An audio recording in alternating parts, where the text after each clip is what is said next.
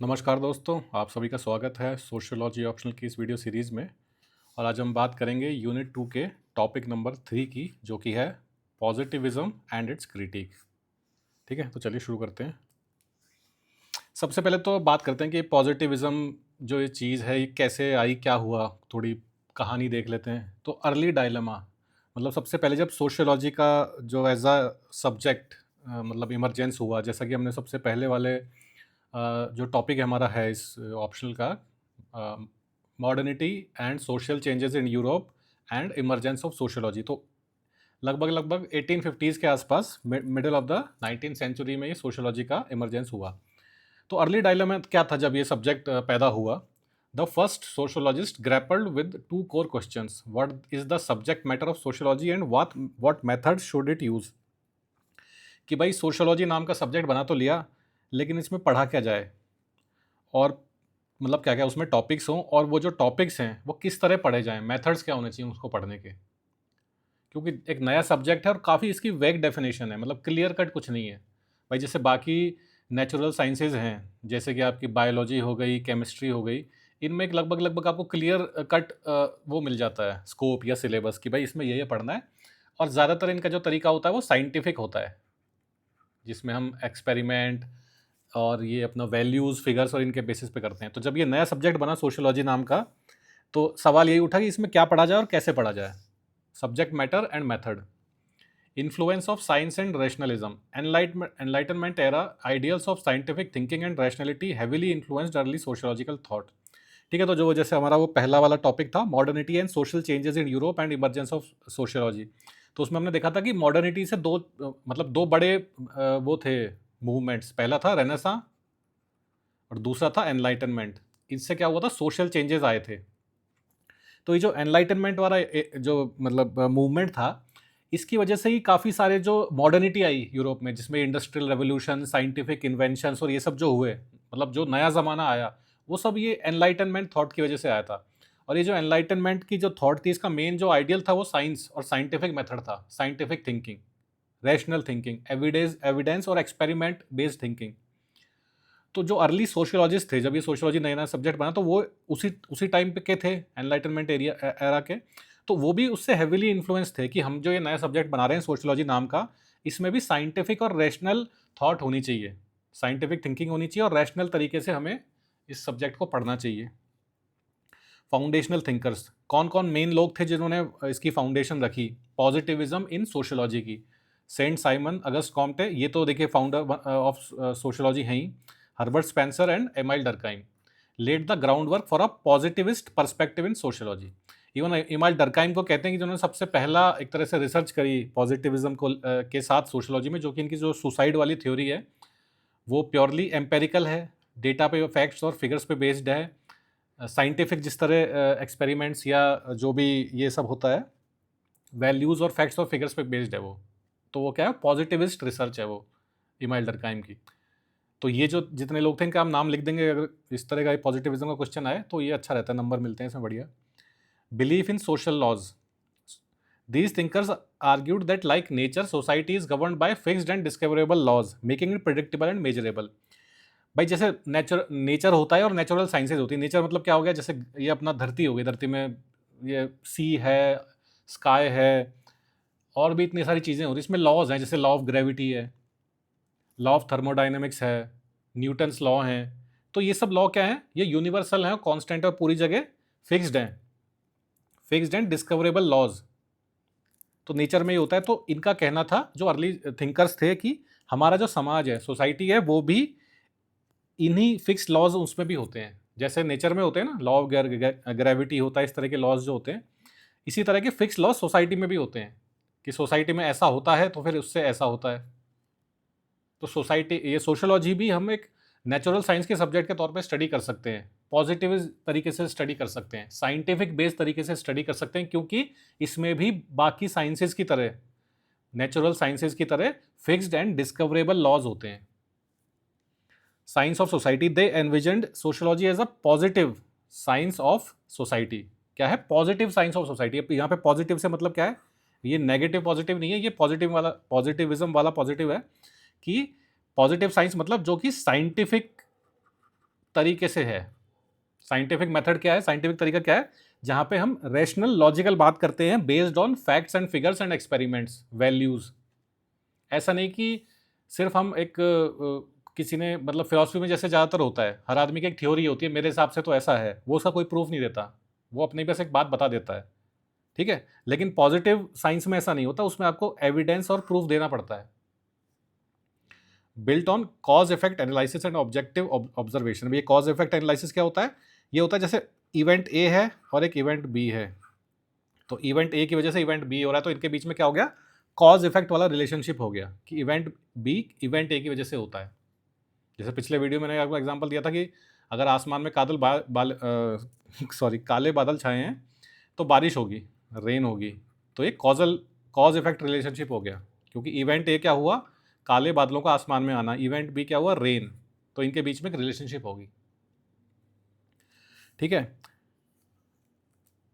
तो अब थोड़ा पॉजिटिविज्म की बात करते हैं, क्या होता है, मतलब हमको अब तक तो काफ़ी अच्छी तरह अंडरस्टैंडिंग हो गई है पॉजिटिविज्म की, लेकिन इसको थोड़ा और एक अच्छी तरह देख लेते हैं। Definition: positivism is a philosophical approach that asserts that knowledge should be based on observable empirical facts, not speculation और metaphysics। क्या अप्रोच है ये, फिलोसफिकल अप्रोच है जो कि कहती है नॉलेज, जो ज्ञान है, should be based on observable and empirical facts. Observable मतलब जिसको देखा जा सके, भाई ये जैसे एक्सपेरिमेंट हो रहा है तो हम उसको देख सकते हैं। बाकी फिलॉसफी में क्या होता है कि देख नहीं सकते, वो इंटेंजिबल होता है, भाई जैसे किसी का थॉट प्रोसेस है, किसी की थ्योरी, आप उसको देख थोड़ी सकते हो। लेकिन पॉजिटिविज्म में ऑब्जर्वेबल और एम्पेरिकल, एम्पेरिकल जिनको कि टेस्ट किया जा सके, वेरीफाई किया जा सके, based on facts and figures and values, ना कि स्पेक्यूलेटिव हो। स्पेक्यूलेशन मतलब एक होता है ना गैस करना, तुक्के लगाना, ऐसा हो सकता है, वैसा हो सकता है। और मेटाफिजिक्स, मेटाफिजिक्स होती है जैसे मान लीजिए जो चीज़ें साइंस एक्सप्लेन नहीं कर पाती, वो फिर मेटाफिजिक्स के दायरे में आ जाती हैं, जैसे सोल होता है कि नहीं होता, दुनिया में क्या मतलब दुनिया कैसे बनी, इस तरह की जो बातें होती है ना, ये सब मेटाफिजिक्स में आती हैं, जिनका क्योंकि इनका कोई जैसे सोल होता है कि नहीं होता, अब इसका कोई प्रूफ नहीं है। जैसे रीबर्थ होता है, ठीक है, अगर हम जैसे मान लीजिए किसी रिलीजन में मानते हैं तो हम मान सकते हैं कि रीबर्थ होता है, लेकिन इसका कोई प्रूफ नहीं होता, तो ये सब मेटाफिजिक्स के मतलब टॉपिक्स हो जाते हैं। तो पॉजिटिविज्म जो होता है ये इन सब पे बेस्ड नहीं होता, पॉजिटिविज्म बेस्ड होता है ऑब्जर्वेबल एंड एम्पेरिकल फैक्ट्स, जिनको देखा जा सके, वेरीफाई किया जा सके, based on facts, figures, values and experiments. Founding figure August Comte, regarded as father of sociology, propose that society could be studied scientifically just like the natural world, ठीक है। तो जो ये फादर ऑफ सोशियोलॉजी थे अपने Comte साहब, इन्होंने कहा कि सोसाइटी को भी हम साइंटिफिकली स्टडी कर सकते हैं, जैसे कि बाकी चीज़ें नेचुरल वर्ल्ड मतलब बाकी जो नेचुरल साइंसेज हैं, फिजिक्स, केमिस्ट्री, बायोलॉजी, उनको हम साइंटिफिक तरीके से स्टडी करते हैं, तो ये सोशियोलॉजी भी उन्हीं के बराबर वाला सब्जेक्ट है जो कि साइंटिफिक तरीके से पढ़ा जा सकता है, स्टडी किया जा सकता है, उसमें साइंटिफिक तरीके से रिसर्च की जा सकती है। Aim of positivism in sociology, तो सोशियोलॉजी में पॉजिटिविज्म का एम क्या रहता है, क्यों ये मतलब क्या इसका मेन गोल रहता है और क्यों इसको अप्लाई किया जाता है, to discover universal laws of human behaviour and social organisation, enabling prediction and control of social phenomena. Universal laws ढूंढने हमें ह्यूमन बिहेवियर में, जो कि क्रॉस सोसाइटीज़, चाहे वो इंडियन सोसाइटी हो, चाहे वो अमेरिकन सोसाइटी हो, इवन इंडिया में वो डिफरेंट सोसाइटीज़ हैं, नॉर्थ इंडियन सोसाइटीज़ हैं, south Indian, even south India में अलग अलग सोसाइटीज़ हैं। तो अक्रॉस सोसाइटीज़ यूनिवर्सल लॉज ढूंढने जो कि हर जगह अप्लाई हो, जैसे बाकी साइंसेज के जो लॉ हैं, जैसे लॉ ऑफ ग्रेविटी है, ग्रेविटेशनल फोर्स, तो वो अर्थ पे हर जगह अप्लाई होता है, चाहे वो अमेरिका हो चाहे इंडिया हो, कोई भी जगह हो। इसी तरह कोई भी समाज हो ह्यूमंस का, वहाँ पे ह्यूमन बिहेवियर मतलब कांस्टेंट हो, ये पॉजिटिव का कहना है, और इन लॉज को हमें ढूंढना है। तो भाई मतलब जैसे इंसान ऐसा करते हैं, अगर ऐसा होता है तो, अगर ऐसा होता है तो फिर ऐसा करते हैं, तो ये यूनिवर्सल लॉ है, हर जगह अप्लाई होना चाहिए, of human behaviour and social organisation. Social organisation की समाज किस तरह बनता है, enabling prediction and control of social phenomena. Prediction मतलब कि अगर जब से हमें पता पड़ गया, यूनिवर्सल लॉज पता पड़ गए ह्यूमन बिहेवियर के और समाज के, संगठन के, समाज के, सोशल ऑर्गेनाइजेशन के, तो हम प्रिडिक्ट कर सकते हैं कि यार ऐसा मतलब फ्यूचर इवेंट्स प्रिडिक्ट कर सकते हैं कि ऐसा हुआ है तो अब ऐसा होगा, जैसे रेवोल्यूशन आने वाली है, इस तरह के हालात बन रहे हैं, तो मतलब अब रेवोल्यूशन आ सकती है, अब वॉर हो सकती है, ठीक है। और कंट्रोल भी उसको फिर कर सकते हैं सोशल फिनोमिना का, भाई कोई नेगेटिव इवेंट होने वाला है, जैसे वॉर आने वाली है, तो हम कुछ उसमें मेनली तो गवर्नमेंट ही करेगी, हम तो थोड़ी करेंगे, लेकिन वो उस तरह के पॉलिसी चेंजेस कर सकते हैं।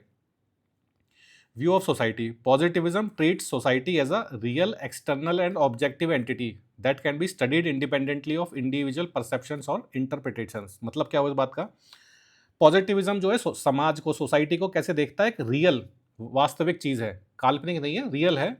एक्सटर्नल, एक्सटर्नल मतलब किसी के दिमाग में नहीं है, बाहर एग्जिस्ट करती है।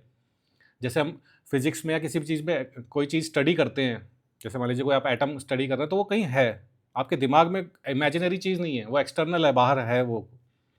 और ऑब्जेक्टिव है, ऑब्जेक्टिव मतलब सबके लिए सेम है, सब्जेक्टिव नहीं है कि किसी के लिए तो वो किसी को कैसा दिख रहा है, किसी को कैसा दिख रहा है, सबके लिए वो चीज़ सेम है। तो positivism treat society as real external and objective, मतलब वास्तविक है, काल्पनिक नहीं है, एक्सटर्नल है, बाहर एग्जिस्ट करता है, आपके दिमाग में खाली कोई दिमाग का वहम नहीं है। और ऑब्जेक्टिव है, सबके लिए सेम है, अलग अलग नहीं है। That can be studied independently, जो कि इंडिपेंडेंट स्टडी की जा सकती है ऑफ इंडिविजुअल परसेप्शन और इंटरप्रिटेशन। मतलब हर आदमी के अलग अलग इंटरप्रिटेशन हो सकते हैं कि यार ये चीज़ तो ऐसी है, वो चीज़ ऐसी है, लेकिन फिर वो एक नेचुरल साइंस में नहीं आती, साइंटिफिक मेथड में नहीं आता। जैसे इलेक्ट्रिसिटी है, अब इसके जो प्रिंसिपल्स हैं ये सबके लिए सेम है, तो इसमें इंडिविजुअल परसेप्शन नहीं होता कि मेरे हिसाब से तो इलेक्ट्रिसिटी ऐसी होती है। या जैसे कंप्यूटर्स हैं या प्रोग्रामिंग लैंग्वेज, कुछ भी चीज़ जो साइंटिफिक है, जैसे ऑटोमोबाइल्स हैं, तो वो जैसे चलते हैं, उनका जो इंजन जिस तरह काम करता है, वो क्या है, वो इंडिविजुअल परसेप्शन पे काम नहीं करता। कि जैसे मेरी गाड़ी है, मेरे को तो मन कर रहा है इसमें मैं वो पेट्रोल की गाड़ी में डीजल डालूंगा, तो वो मेरा इंडिविजुअल परसेप्शन हो गया, मुझे तो डीजल पसंद है, तो फिर क्या गाड़ी चलेगी वो पेट्रोल की, उसका इंजन सीज हो जाएगा, क्योंकि वो इंडिविजुअल परसेप्शन नहीं है, वो सबके लिए कॉन्स्टेंट है। तो उसी तरह इसमें पॉजिटिविज्म में जब हम सोशोलॉजी में लगाते हैं, तो कहते हैं समाज के जो नियम है, सोसाइटी है, वो भी इंडिविजुअल परसेप्शन से नहीं चलती, इंडिपेंडेंट है उससे। Core idea, like natural sciences, sociology should rely on systematic observation and reason to uncover cause effect relationship in society। ठीक है, तो जो नेचुरल साइंसेज में जिस तरह होता है, हम बात कर चुके हैं काफ़ी, सोशोलॉजी में भी सिस्टमैटिक ऑब्जर्वेशन होना चाहिए, तरीके से उसको देखो। मतलब जो भी आप जिस भी फिनोमेना को ऑब्जर्व कर रहे हो, उसमें आप अपने जो भी तरीके हैं, जैसे आपको सर्वे करना है, जो भी करना है, मतलब अपने आप वैल्यूज़ निकालो, उसमें फैक्ट्स एंड फिगर्स निकालो, उसके बाद उसको रीज़न करो, एनालिसिस करो, और फिर एक कॉज इफेक्ट रिलेशनशिप निकालो कि भाई ऐसा ऐसा इस वजह से, मतलब जो ऐसा हुआ है वो इस वजह से हुआ है, कॉज इफेक्ट रिलेशनशिप, ये इवेंट हुआ तो फिर ये इवेंट बी हुआ इसकी वजह से।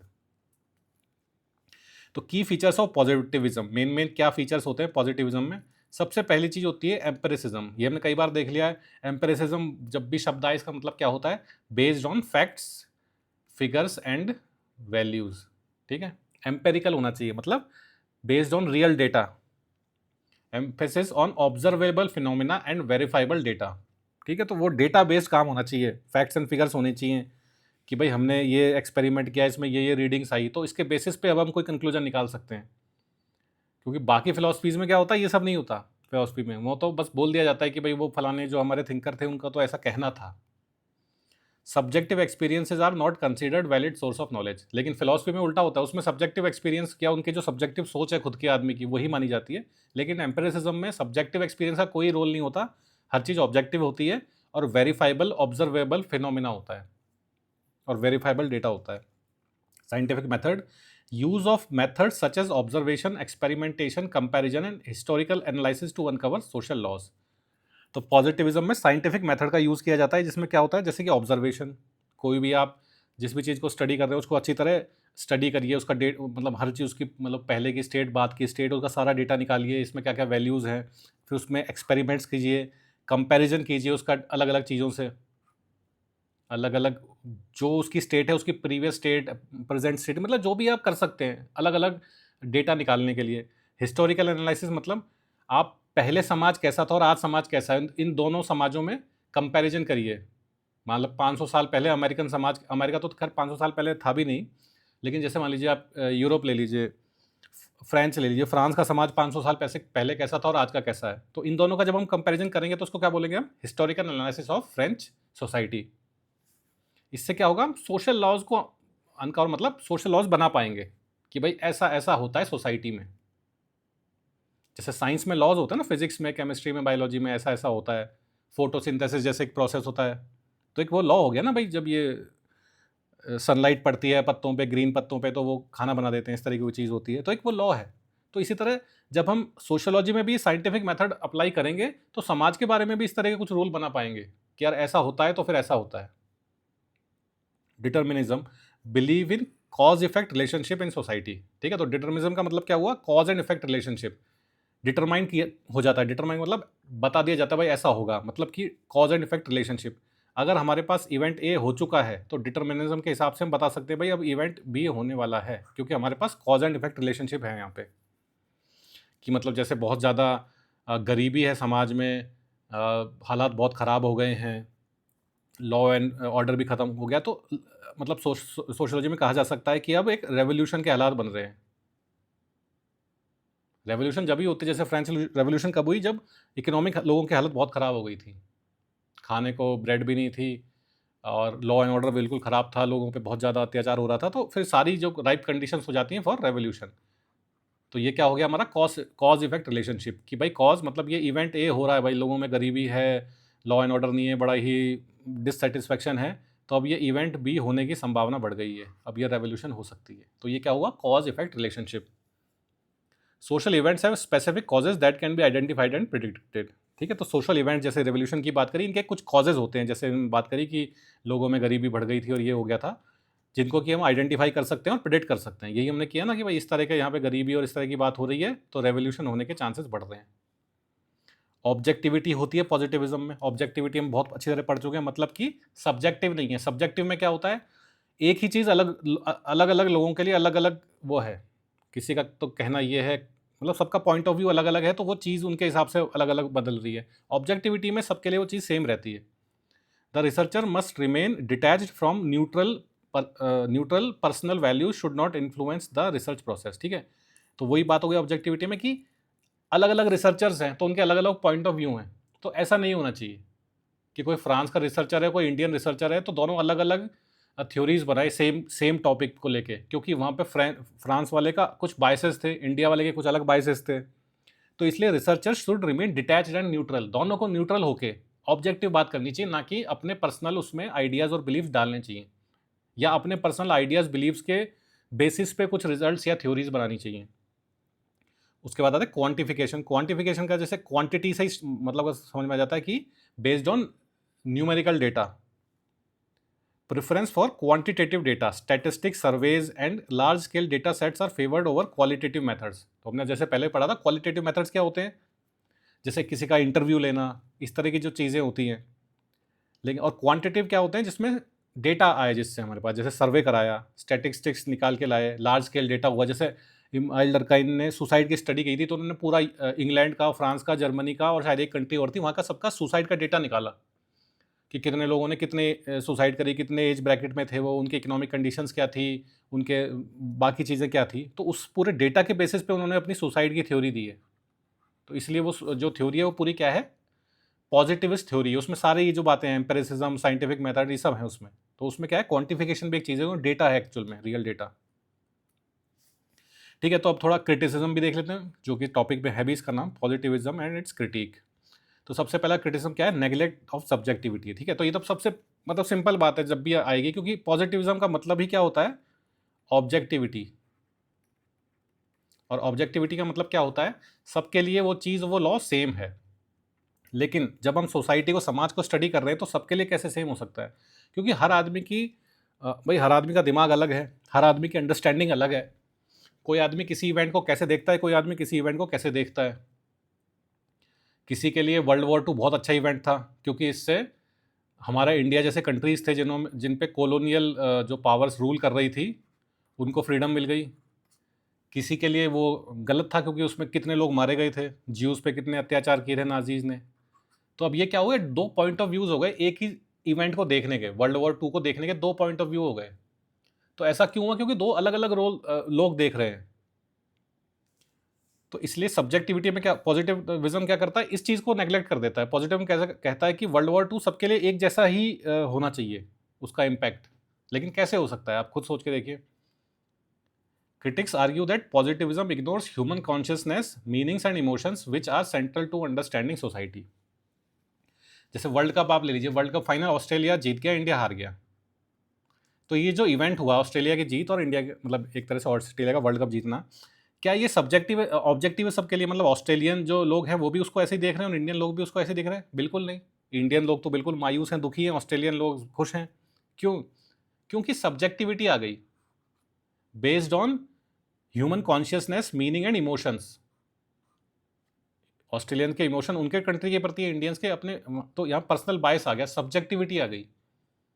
यही पॉजिटिविज्म की एक तरह से क्रिटिसिज्म है कि जब हम समाज को स्टडी कर रहे हैं, हम कोई कांस्टेंट चीज़ों को तो स्टडी कर नहीं रहे। जैसे हम कोई एटम, जैसे मान लीजिए केमिस्ट्री पढ़ रहे हैं तो एटम को स्टडी कर रहे हैं, या फिजिक्स पढ़ रहे हैं तो ग्रेविटी स्टडी कर रहे हैं, वो तो सेम है। वो कोई लिविंग मतलब सोचने वाला वो नहीं है। लिविंग बींग तो बहुत हो सकता है, जैसे पेड़ भी लिविंग बींग है, लेकिन जिसमें दिमाग हो, जो अपना खुद सोचे, तो वो होती सब्जेक्टिविटी। और पॉजिटिविज्म इसको बिल्कुल इग्नोर कर देता है।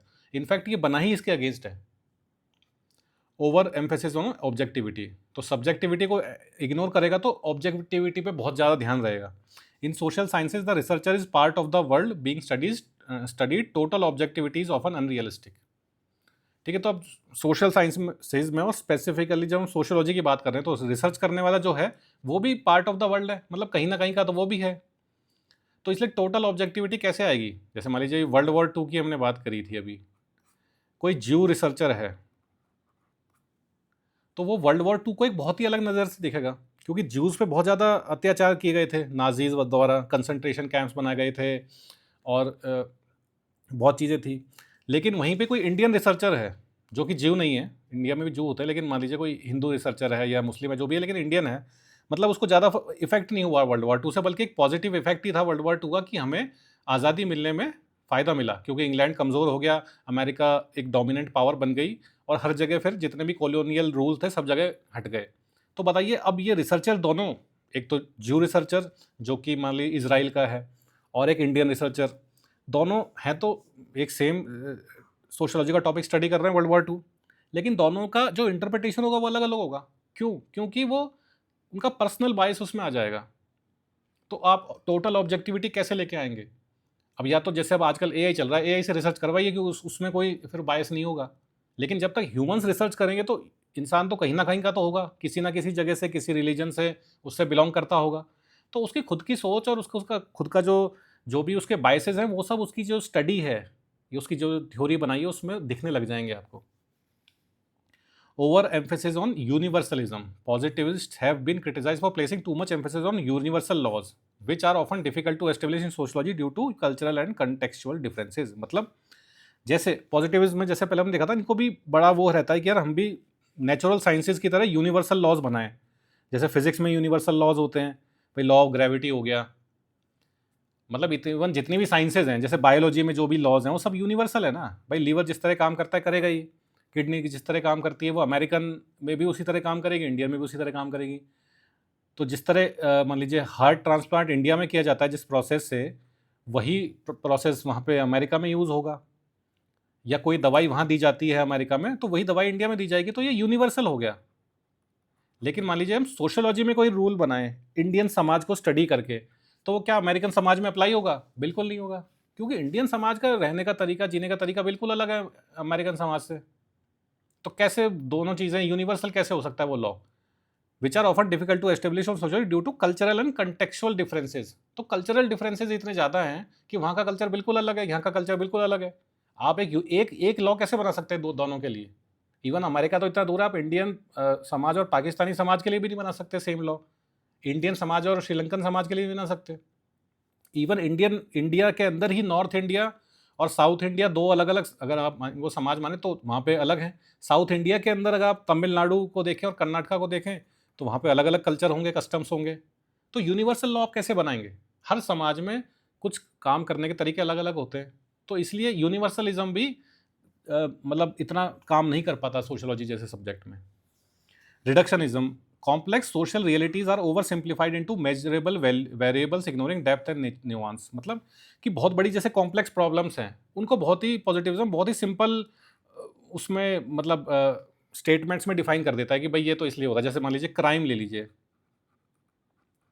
तो ये अपना पॉजिटिविज्म वाले कहेंगे भाई क्राइम क्यों होता है? भाई क्योंकि भाई देखो, जो आदमी गरीब होता है और जो आदमी पढ़ा लिखा नहीं होता, अनपढ़ होता है, वो क्राइम करता है। ये ऐसे कहेंगे। अब देखिए कितनी बड़ी चीज़ है क्राइम, लेकिन इसको सिंपल सा डिफाइन कर देंगे, भाई गरीबी मतलब पोवर्टी एंड अनएजुकेशन, मतलब गरीबी और अनपढ़ होने की वजह से लोग क्राइम करते हैं। क्या ये सही है? बिल्कुल नहीं है। क्योंकि क्राइम तो बहुत तरह का होता है, पैसे वाले लोग भी क्राइम करते हैं। ऐसा थोड़ी कि आज तक जितने भी मर्डर हुए हैं वो सिर्फ गरीब लोगों ने करे हैं, पैसे वालों ने भी खूब मर्डर किए हैं। और जैसे फाइनेंशियल क्राइम्स जो होते हैं वो तो सारे लोग पैसे वाले लोग ही करते हैं। जैसे बड़े बड़े लोग ये बड़े बड़े बैंकों का पैसा लेके विदेश भाग जाते हैं, तो वो भी एक क्राइम है। तो वो क्या गरीब आदमी कर रहा है? तो इतना सिंपल नहीं है क्राइम। हमको इंडिविजुअल जाके स्टडी करनी पड़ेगी, जिसने वो क्राइम किया उसका क्या दिमाग था, उसके पॉइंट ऑफ व्यू से देखना पड़ेगा उसकी क्या सोच थी। तो इसलिए रिडक्शनिज्म भी काम नहीं करता कि आप किसी मतलब समाज में जब हम सोशियोलॉजी में स्टडी कर रहे हैं समाज की किसी भी बात की, तो हर चीज़ बड़ी कॉम्प्लेक्स है। और जब तक हम उसके नीचे के लेवल तक नहीं जाएंगे, नीचे का लेवल क्या है? इंडिविजुअल आदमी, क्योंकि समाज इंडिविजुअल लोगों से मिलकर बनता है। तो हर आदमी का कोई भी काम करने का मोटिवेशन क्या रहा, उसने ऐसा काम क्यों किया, जब तक उसके पर्टिकुलर रीजंस, उसका समाज समाज कैसा है जहाँ वो रहता है, उसकी क्या वैल्यूज़ हैं, जब तक उनको स्टडी नहीं करेंगे तब तक हम ऐसे मतलब एक लाइन में निकाल देंगे, तो जो भी हम कंक्लूजन निकालेंगे, रूल बनाएंगे, वो गलत ही साबित होगा। इसलिए रिडक्शनिज्म भी एक तरह से काम नहीं करता है सोशियोलॉजी में। Limited scope, it fails to address values, ethics and power structures specially critiqued by interpretive and critical theories. ठीक है, अब देखिए जैसे बात ऑब्जेक्टिविटी की हुई, तो ये वैल्यूज, एथिक्स, पावर स्ट्रक्चर, ये जितनी भी चीज़ें हैं सब वेरी करती हैं समाज समाज में। वैल्यूज़ क्या होती है? इंडियन समाज की कुछ वैल्यूज़ हैं, अमेरिकन समाज की कुछ वैल्यूज़ है। वैल्यूज़ मतलब हमारे यहाँ इन चीज़ों को अच्छा माना जाता है, उन चीज़ों को गलत माना जाता है, ऐसा किया जाता है, शादी इस तरह से होती है। जैसे अमेरिका में डिवोर्स बहुत कॉमन है, इंडिया में नहीं है, आजकल होने लग गया है, लेकिन अमेरिका जितना नहीं है। तो अब ये वैल्यूज़ हो गई वहाँ की, क्या डिवोर्स हो गया तो क्या हो गया, ठीक है, नॉर्मल सी बात है। इंडिया में आज भी थोड़ा माना जाता है डिवोर्स हो गया मतलब गलत हुआ, ठीक है। कॉलेज जाना, जैसे इंडिया में तो एक तरह से मैंडेटरी है कि अगर जो कोई आदमी कॉलेज नहीं गया, 12th तक गया, तो उसको बोलेंगे यार पढ़ा लिखा नहीं है। अमेरिका में सिर्फ बहुत ही कम लोग कॉलेज जा पाते हैं, क्योंकि कॉलेज एजुकेशन में बहुत महंगी है। अपने यहाँ सरकारी जैसे होता है ना कि यार अगर पैसा नहीं भी है तो अभी आप इग्नू से या किसी से या अपना डिस्टेंस कर लो, 10-15 हज़ार रुपये साल की फीस लगती है। लेकिन अमेरिका में कॉलेज फीस बहुत महंगी है। तो ये वैल्यूज़ हो गई कि वहाँ पे कंडीशंस क्या है, इंडिया में कंडीशंस क्या है, ये हमको स्टडी करना पड़ेगा। लेकिन इसका स्कोप लिमिटेड हो जाता है पॉजिटिविज्म का, इसको नहीं करते। एथिक्स भी हो गए, मॉरल्स। अमेरिका में एथिक्स मॉरल्स कुछ हैं, यहाँ पे कुछ हैं। इसी तरह पावर स्ट्रक्चर्स, इन एक समाज में इनइक्वलिटी कैसी है, अमेरिकन समाज में कैसी है, यूरोपियन समाज में कैसी है, इंडियन समाज में कैसी है, तो ये सब अलग अलग वेरी करता है। कौन पावर में है, वहाँ का पावर का सिस्टम क्या है, डेमोक्रेसी है कि वहाँ पे ये अपना मोनार्की है कि डिक्टेटरशिप है कि कम्युनिज्म है। इतने सारे वेरिएबल्स हैं ना कि आप समाज एक बहुत ही कॉम्प्लेक्स चीज़ होती है। उसको आप पॉजिटिविज्म में क्या करता है, बहुत ही सिंपल तरीके से, भाई ऐसा हुआ तो फिर ऐसा हुआ। ये नेचुरल साइंसेज में काम कर सकता है, क्योंकि देखिए फिजिक्स और ये सब ये भी बहुत कॉम्प्लेक्स हैं। लेकिन एटलीस्ट इनमें जब हम कोई रूल निकाल लेते हैं तो वो सही साबित इसलिए होता है ना, क्योंकि एटम्स वगैरह सब एक ही तरह बिहेव करते हैं। उनका खुद का पर्सनल कोई सबका दिमाग नहीं होता। बायोलॉजी में भी जो भी हम स्टडी कर रहे हैं वो मैटर को स्टडी कर रहे हैं, तो मैटर का खुद का दिमाग नहीं होता। ठीक है, तो ये मेन क्रिटिसिज्म है हमारे पॉजिटिविज्म के। कंक्लूजन में हम देख लेते हैं क्या हमने पढ़ा। ये थोड़ा इनका जो ये मतलब फ्रेंच नेम है शायद, ये इसको हम हुर्गेन बोलेंगे, Urgen Urgen Habermas criticized positivism for reducing human beings to passive objects as if their actions were solely shaped by natural forces, ignoring their consciousness and agency। जैसे हमने अभी जो बात की थी कि जब हम फिजिक्स या केमिस्ट्री या बायोलॉजी स्टडी कर रहे हैं तो एटम्स और इस मॉलिक्यूल्स को स्टडी कर रहे हैं। तो ये हबरमास ने भी ये कहा कि जब ये पॉजिटिविज्म वाले क्या करते हैं, ये ह्यूमंस को भी उसी लेवल पे ले आते हैं, एटम के लेवल पे या मैटर के लेवल पे, कि जिसका कोई खुद का कोई दिमाग नहीं है, खुद की कोई सोच नहीं है। एंड जैसे कि उनके सारे एक्शन नेचुरल फोर्सेस की वजह से हो रहे हैं, जैसे एटम्स और मैटर के भी सारे एक्शन नेचुरल फोर्सेस की वजह से हो रहे हैं ना। उस पर कोई अट्रैक्शन आया तो एटम इधर चला गया, वैलेंसी कम हो गई तो इधर आ गया, जो भी हम केमिस्ट्री में पढ़ते हैं। तो जैसे ह्यूमंस भी हैं, जैसे उनके जो एनवायरमेंटल फैक्टर हैं, जो भी नेचुरल फोर्सेज हैं उनके, उसकी वजह से वो काम कर रहे हैं। लेकिन उनकी खुद की जो कॉन्शियसनेस है हर इंसान की अलग अलग, और उनकी एजेंसी मतलब खुद की अथॉरिटी, खुद की सोचने की क्षमता, उसको यहाँ पे इग्नोर कर दिया जाता है पॉजिटिविज्म में। तो बिल्कुल इंसान को एटम या मैटर के रूप में रिड्यूस कर दिया जाता है। पैसिव ऑब्जेक्ट्स, पैसिव मतलब जो बिना उसके मतलब ठंडा पड़ा हुआ है कोने में। एक्टिव होता है, एक तो एक्टिव और पैसिव होता है ना। एक्टिव मतलब चल रहा है फिर रहा है, एक्टिव है सोच रहा है। एक पैसिव होता है उसकी कोई सोच नहीं है, वो मतलब ब्रेन डेड है वो, ये मान लीजिए आप। जैसे एटम होता है ब्रेन डेड, मतलब ब्रेन है ही नहीं, ब्रेन डेड हो गया। Critical theorist like Habermas argued that human actions are shaped by meaning and context. तो ह्यूमन एक्शन जो भी हैं वो मीनिंग और कंटेक्स्ट से मिलकर बनते हैं, कि आप किसी भी चीज़ को क्या मीनिंग देते हैं। कोई आप काम कर रहे हैं तो क्यों कर रहे हैं, आपका मीनिंग क्या है, और कंटेक्स्ट कंटेक्स्ट मतलब आपकी परिस्थितियाँ क्या हैं, इससे ह्यूमन एक्शन शेप होता है।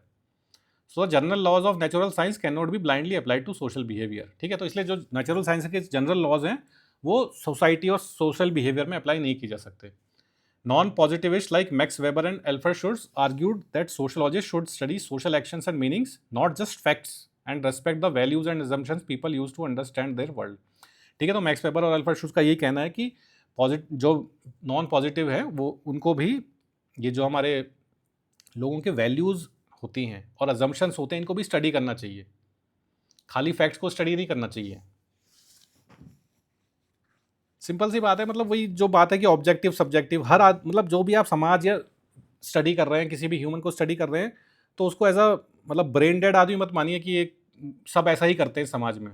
उसके हर आदमी के पर्सनल रीजंस होते हैं, हर समाज की कंडीशंस अलग होती हैं, उस समाज में लोगों की अलग अलग कंडीशंस होती हैं। ठीक है, तो हाउएवर ये सब चीज़ें हो गई। इसके बाद थोड़ा सा एक पॉजिटिव कंट्रीब्यूशन पॉजिटिविस्ट का। However a major contribution of positivist was that they held free social service sciences from grip of religion and speculative philosophy. तो जो सोशल साइंसेज हैं, ये पहले सोशल साइंसेज क्या, जो भी चीज़ें थी पहले सब रिलीजन के ग्रुप में थी। बेसिकली तो यूरोप की बात हो रही है, और इंडिया में भी ऐसा ही था। जो भी रिलीजन डोमिनेंट रिलीजन है उस जगह का, वही बताता था कि भाई साइंस या जो भी पढ़ाई लिखाई है वो किस तरह होगी। लेकिन जैसा कि हमने देखा, रेनेसां आया, उसके बाद एनलाइटनमेंट आया, उस एनलाइटनमेंट की वजह से ही पॉजिटिव मूवमेंट आई। तो इस पॉजिटिव मूवमेंट में क्या सबसे बड़ी चीज़ थी, साइंटिफिक इंक्वायरी, साइंटिफिक मेथड। तो साइंटिफिक मेथड का सबसे बड़ा जो उन्होंने चैलेंज किया वो चर्च और रिलीजन को ही किया, कि बेसिकली रिलीजन क्या करता है, अंधविश्वास की बातें बिना किसी भी चीज़ को प्रूव करे, बिना किसी चीज़ को वेरीफाई करे आप उसको मान लीजिए, ये रिलीजन कहता है। तो पॉजिटिविज्म जो आया वो साइंटिफिक मेथड, वो एनलाइटनमेंट के पीरियड में आया, उन्होंने इस चीज़ को वो किया, चैलेंज किया। तो रिलीजन और रिलीजन और ये स्पेक्यूलेटिव फिलोसफी, स्पेक्यूलेटिव मतलब तुक्के मारने वाली जो फिलोसफी है, भाई ऐसा इसलिए होता है, इन सब से सोशल साइंस को बाहर निकाला और इसको एक अलग तरीका दिया, साइंटिफिक तरीका दिया, जिसपे कि हम एक्सपेरिमेंट्स के बेसिस पे, फैक्ट्स एंड फिगर्स के बेसिस पे बेसिकली पॉजिटिविस्ट तरीके से स्टडी कर सकते हैं। Positivists also laid the foundation for systematic and methodological investigation of society, moving it towards a more scientific discipline। ठीक है, तो वही बात है, सिस्टमैटिक और मेथोडोलॉजिकल तरीके से सोसाइटी को स्टडी करने का तरीका दिया, जिससे कि एक ज़्यादा एक साइंटिफिक सब्जेक्ट बने, ना कि फिलोसफिकल और थियोरेटिकल सब्जेक्ट बन जाए जहाँ पे स्पेकुलेशन ही चल रही है, तुक्के मारे जा रहे हैं, और मतलब एग्जैक्टली कोई फैक्ट्स और फिगर्स के बेसिस पे बात नहीं की जा रही है। ठीक है, तो ये हमारा छोटा सा लेक्चर था पॉजिटिविज्म को लेके। तो इसमें इतना ही है, मतलब जितना बताया गया है इस स्लाइड में, इस पीपीटी में, इस लेक्चर में, मतलब मोर देन सफिशिएंट है। ठीक है, तो इस वीडियो में इतना ही। थैंक्स।